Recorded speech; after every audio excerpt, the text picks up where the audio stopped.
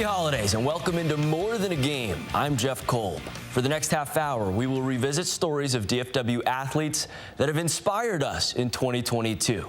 They have proven what could be done, even when it seemed like a long shot, and showed us how perseverance, even in the face of being doubted and denied, can pay off. Our first story features a quarterback who embodies this type of toughness, a no-quit attitude that led him to the Heisman ceremony. This is the incredible story of TCU quarterback Max Duggan.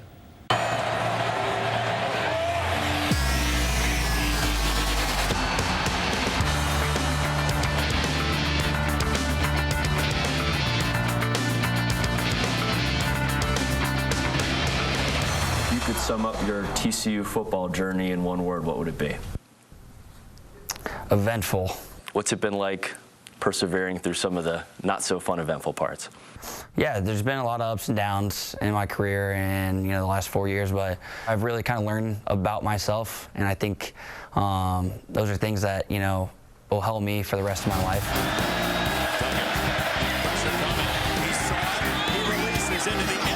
This fall has been all up for Max Duggan. It's a crazy twist in a football story that looked like it might be over in the summer of 2020. You got COVID in July. Then what happened?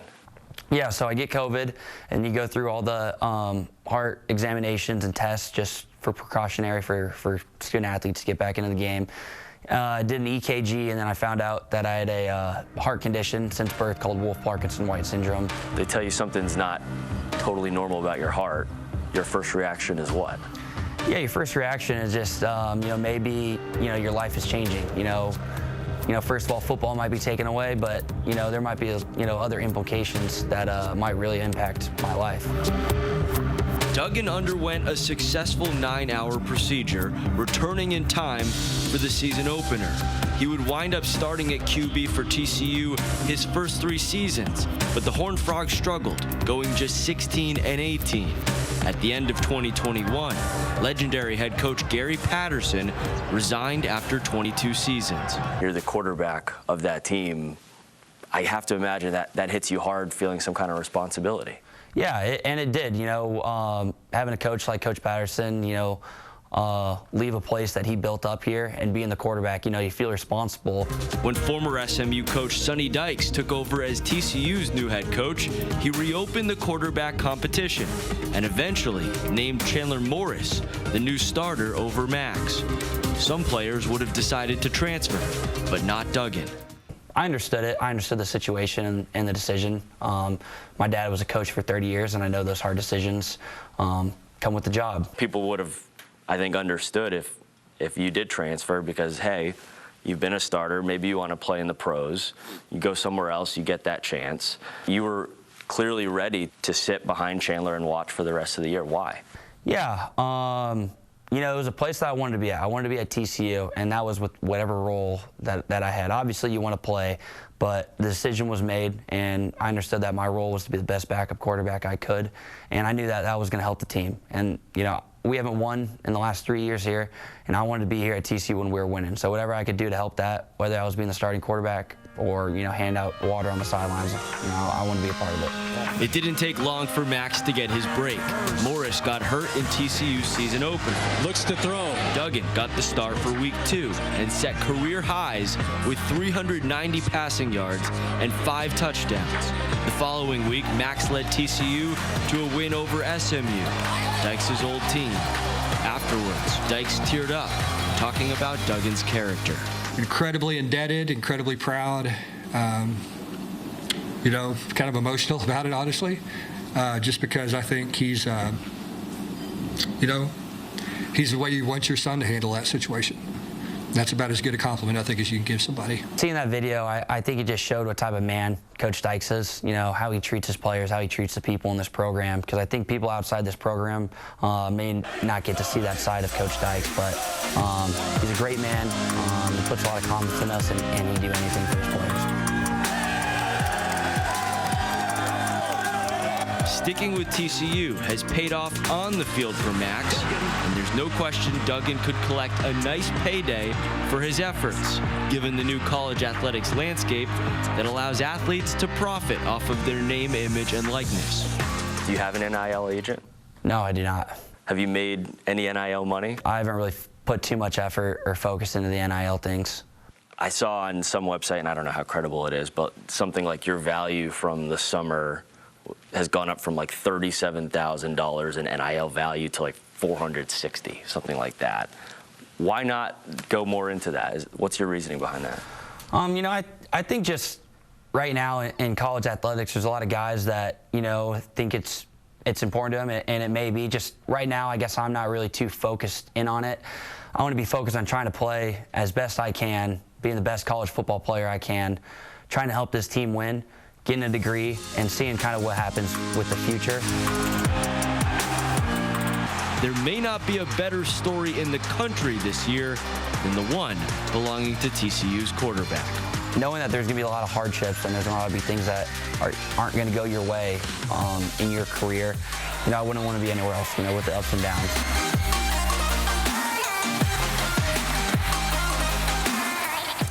Duggan wound up finishing second in this year's Heisman voting to USC quarterback Caleb Williams. Unlike Williams, Max will get to lead TCU in the college football playoff, the Frogs' first ever appearance. They face Michigan on Saturday. After the playoff, he does intend to cash in on football by going pro. Our next story focuses on one of Sonny Dykes' former players at SMU. Danny Gray always had pro potential, but for a time, Gray's life off the field, growing up in South Dallas, put his NFL dream in doubt. On draft day, when the call comes, Danny Gray knows he will be a puddle. I know I'm going to cry, no matter how tough I try to be. I know I'm going to be a crybaby on that day. What would be behind those tears? Joy, love, family, hurt, passion, and grind. Every tear, it simplifies like, man, I've been through this, I've been through that, but I kept going. He's not the first to make it out. Really overcame this neighborhood. Not the first to beat the odds. I feel like I jumped a very large fence. A fence that had spikes, slippery slopes. An obstacle that never goes away. It's getting worse out here, not better. Danny Gray remembers the time he lost all hope. I feel like it was over for me. This is the story of how he kept climbing. It's light at the end of that road. And there's a reason stories like this one keep happening. There's a story like this every year because it's a kid every year that did everything in their power to get to this moment, even though everything was stacked against them. And so they call it cliche, but I'm from these parts. I'm from these neighborhoods. This ain't cliche, this is life. Keldrick Barron isn't a blood relative, but there's a reason Danny calls him uncle. He's family, yeah. Kel was Danny's first football coach. The two met when Danny was 5 years old and living in a home that was missing a father figure. I grew up in a 7-person household. Mom worked as a nurse. She was a single parent, worked 16-hour shifts, 22-hour shifts, so I feel like that I owe her my life. And at 14 years old, as a freshman at Lancaster High, Danny chose family over school, staying home to raise his two younger siblings. It's fair to say most of that year you did not attend school. Yes, sir. They was babies at that time. I had to grow up real early. I had to be a man. I had to take care of responsibilities real early. When you have a lot of responsibility, it normally comes with a lot of freedom. And so normally that's when the bad stuff starts to happen, or that's when the trouble starts to happen, because nobody's holding you accountable. Nobody's keeping you a kid. You know, you're getting sped up. How can you put to words how far you were from being on the path you are now to the NFL? The NFL dreams felt out of reach. It was at that time Danny reached out to Kel with a text message that changed his life. What do you remember about that text? He told me he was tired of people saying he wasn't gonna be nothing. That's what he said. He was tired of people telling him that he wasn't gonna be nothing. He wasn't gonna do nothing with his life. He was there the next day. He told me to pack my clothes. Him and my mom, they talked. I moved in with him, and he got me back in school like 2 days after. Why? Because he wanted it. For him to be that open and that honest, you don't get that kind of honesty from 14-year-olds often. You already had 5 kids. So 6. We're in the East Dallas Projects right now. This is actually the house that we stayed in. In this house, 5106. Keldrick Barron and his family helped Danny Gray believe that he could be something. I've been speaking this into that kid since he's 14 years old. And at a new high school, The great James Madison. Danny got back to work on his dreams, starting to climb again. This the one right here. On the football field, he was a star, signing to play at the University of Missouri. And in the classroom, he made honor roll and scored well on the SAT. But then that fence got in his way again. My past followed me. It caught up with me. Because of the credits he missed during his freshman year, Danny was ruled an academic non-qualifier, ineligible to play Division I football. Once again, it made me feel like I was a failure. Once again, Danny figured out a way to find his way. Instead of Missouri, he played at Blinn Junior College, then came home to suit up for SMU. Last season, he led the Mustangs in receiving yards and touchdowns. Danny Gray. That earned him a trip to the NFL Combine. He's moving. The football dream that once felt out of reach is finally within grasp. Felt impossible, and I just turned the impossible to possible. Danny Gray is the name football fans will hear on draft day. He earned it. He did the work. But Danny knows that moment will belong to his whole family, the ones that are blood and the ones that are not. To them, the draft is just a bonus. We were going to be around regardless. They know this is just chapter 1 of the Danny Gray story. I wish there was a story like this every day. And what Kel has given Danny, He showed me that you can be that person, you can be that voice for others. that's a gift the boy he raised plans to use to help the next kid climb that fence. I had a friend tell me one time, Kel, you can't save everybody. So if you can save one, you did the job. And so it's a whole bunch of kids out here who, unfortunately, he won't impact. But if he can snatch one, he did the job. This was the moment when the 49ers selected Danny with the final pick in the 3rd round of the draft. Gray went on to make his first NFL catch in a win over Tom Brady and the Buccaneers earlier this month. Up next on More Than a Game, we visit with Kellyn Acosta and hear how the Plano native made his World Cup dream come true after a devastating loss. Welcome back now. This fall, Plano's Kellyn Acosta realized his ultimate dream of playing in the World Cup, taking the field in 2 of the United States' matches in Qatar, including to help hold a 1-goal lead in a crucial win over Iran. But Acosta's will was seriously tested when for 2 years following a devastating loss, he was left out of the mix completely for the U.S. men's national team. We always talk about like a shot clock, like, oh, there's 5 seconds left, 90th minute, game-winning free kick, scoring the goal, winning, crowd going wild. Like you talk about these things as a kid, right? And to almost be there and to feel this experience come to life, it's just kind of a surreal feeling. Now 27 years old, Kellyn remembers setting out on his pursuit for soccer greatness as a kid coming up through the FC Dallas Academy. Hi, I'm Kellyn Acosta, and this is my signature move. It made me feel like a young professional. Since I was probably about like 12, 13 years old. Acosta thought about the shot, maneuver past Char, now takes the shot and scores it! Acosta made his MLS debut with FC Dallas as an 18-year-old and played parts of 6 seasons for his hometown club. He's since been traded to Colorado and then before this season to LAFC. This year is not the first chance Acosta has had to make his World Cup dream come to life. He was on the pitch as the Americans suffered a stunning upset loss that infamously led to the U.S. missing the 2018 World Cup. How did you struggle in those years after that, leading up to this World Cup cycle, not knowing if that moment would ever come? Yeah, it was tough. It was very, very tough. Especially for me, when we started the new cycle, I was absent from the team for 2 years. And so it's one of those things where it's kind of in your head where I really missed my chance. New head coach Greg Berhalter and his staff were looking to clean up the mess and provide a fresh start for the U.S. men's national team, leaving Acosta fighting for a second chance to represent his country. Wrote me off is not necessarily the right terminology, but they kind of just, looked at others. And so it's like, okay, I just had to make my mark and get them to notice me again. Eventually, they noticed and offered that second chance. After rejoining the team, Acosta took the pitch in 13 of the U.S.'s qualifying matches, ultimately helping the team clinch a spot for this World Cup in Qatar. It was kind of like a reset for me, and I think it was needed. It helped me grow a lot, and I really learned a lot about myself. Still to come, people said he was too short to be a first-round pick. How baseball sensation Jet Williams proved them wrong and himself right. Next on More Than a Game.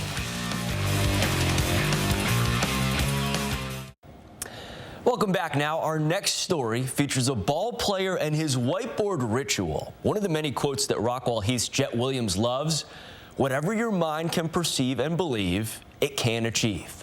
Armed with that attitude, Jet became a first-round pick by the New York Mets in this year's MLB draft, making a strong statement to his doubters. He was blessed with the perfect sports name, Jet Williams. See ya. Dad's the one to thank for that. Yes, sir. Perfect. He always says what's going to sound good on the loudspeaker. Yeah, that's what I was always, Mom wasn't too fond of it, and then we started John Travolta's son, name was Jet. Next thing you know, she was like, all right, she gave in, so we rolled with it. Thank God Jet is fast, but tall, not so much. How tall are you? 5'8". How has that impacted this journey? I feel like that's always kind of made me put a chip on my shoulder, kind of try to prove everybody wrong. So he started to train like a big leaguer in middle school. He was like, I'm going to start working out in the mornings. And I'm like, okay, what time? And he's like, 5. I'm like, 5? We can leave at 5:30. No, we need to leave at 5:15. I feel like that just made me separate myself even more. We never had to go wake him up ever. He always set his alarm. Sometimes he was in there waking me up. Mom, get up. Then, heading into his freshman year at Rockwall Heath, Jet's dad gave him a new way to work out his mind: the goal board. It started off as a little, white dry erase board, and now it's grown into this huge, clear acrylic board. And he's just like, just go write down some goals. Just write down the goals that you think you should accomplish and what you want to achieve this year. After that, I wrote them down, woke up every morning, looked at them, went to sleep, looked at them. And by the end of the season, I checked off all 10. I was like, Like a light bulb went off. And then from then on, he's just been on it. The number one goal on the board had not changed. Not since he wrote it up there as a 5'5", 140-pound freshman to become a first-round pick in the Major League Baseball draft. Was there any part of you that felt like, I'm kind of crazy to write this up? No. I think he got some flack for it, don't you think, a little bit, with some of his friends, and people would come in and read the board like, really? And he would just kind of laugh and, shrug it off and go on about his business. Sticking to his motto of outworking everyone, Jet added 45 pounds of muscle during his high school career and led Heath to a state title, solidifying himself as a dynamic 5-tool shortstop. And still, he found himself without an invite to several major All-Star games, likely because of his height. They seem to kind of leverage towards the larger stature guys, and it would really upset him. Whoever said this didn't really know what they were talking about, huh? No, that's what I think is funny. And all these Under Armour 18U, and they're having to feel guilty now because they didn't pick me, but it kind of just shows you that you don't even really need to go to any of these things. You can just, if you're good, they're going to find you. Now Jet Williams is a pro, hoping to inspire other shorter ball players to keep hacking away at their goals and dreams. I feel like no matter how tall you are, you just believe in yourself. That's the key. Ahead on More Than a Game, the girl who keeps raising the bar. How Rockwall's Claire Lowry is jumping after some serious history. Next.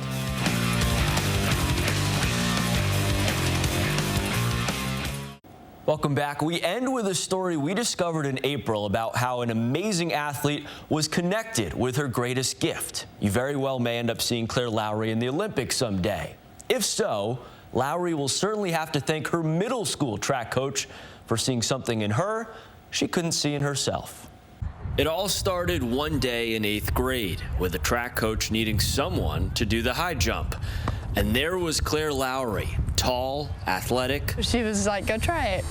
One leap away from discovering a life-changing talent. On the first day, I was already jumping with the boys, so she was like, I think I found something. When Claire first got to high school, she couldn't even clear me.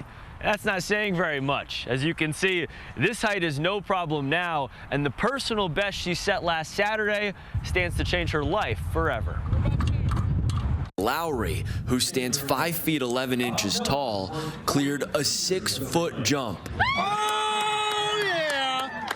That's the best mark for any high school girl in the nation. In my brain, I kind of was like, oh, wow. That puts her in an elite class. I thought I was going to hit 6 foot like in college. I'd never thought I'd do it in my junior year of high school. I could just find 11 girls that have jumped over 6 foot since 1997. There's no telling how much higher Lowry can raise the bar. Winning titles, breaking records, making the Olympics. Those realities all seem within her reach. And yet sometimes this whole thing still feels totally unreal to the girl who just outjumped her own height. It still feels like I'm living in a dream. Like, sometimes I think to myself, like, okay, Claire, like, this is you. Whenever I watch the video, I'm like, this is you jumping that. And then other times I'm like, that's not me. That can't be. Because it's just such an unreal feeling to feel number one. That is all the time we have tonight. Thanks to these amazing athletes for sharing their great stories with us. If you have a great sports story, make sure you send me an email at jeff.kolb@fox.com. For our entire Fox 4 family, I want to wish you happy holidays and all great things coming up in 2023. Thanks so much for watching. Good night.